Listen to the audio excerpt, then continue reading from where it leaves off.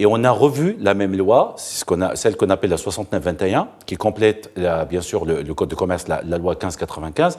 Et là, il n'y a pas que deux acteurs, il y a un troisième acteur, c'est-à-dire deux acteurs privés, le client et le fournisseur, et on a rajouté une administration publique qui passe bien sûr par l'administration fiscale pour faire ses déclarations, c'est-à-dire le Trésor. Et qui régule un peu ce rapport de force dont en fait, vous parlez. c'est devenu aussi une obligation déclarative.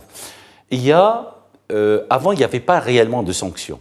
C'est-à-dire que le fournisseur réclamait les indemnités de retard. Très souvent, le client ne les payait pas. Là, par contre, lorsqu'il y a un retard de paiement, il y a une sanction qu'on paye au Trésor, bien sûr, via la plateforme d'administration fiscale. Le principe est le suivant.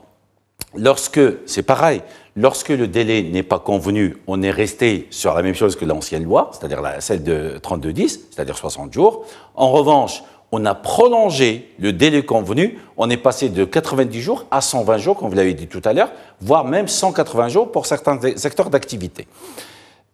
Maintenant, il faut le prouver. C'est-à-dire que lorsqu'il y a un document où c'est mentionné un délai, il est ce qu'il est. C'est-à-dire le document, c'est-à-dire on lit le délai. En revanche, lorsqu'il y a un silence de délai, là on est sur des délais non convenus, en revanche 60 jours. Lorsqu'on dépasse, c'est-à-dire le délai, lorsqu'on paie en retard la facture, après la date de la facture, lorsqu'il y a un paiement en retard, il y a une sanction de l'article 78.3. Lorsqu'on ne fait pas cette déclaration, il y a une sanction de l'article 78.6. On en parlera tout à l'heure.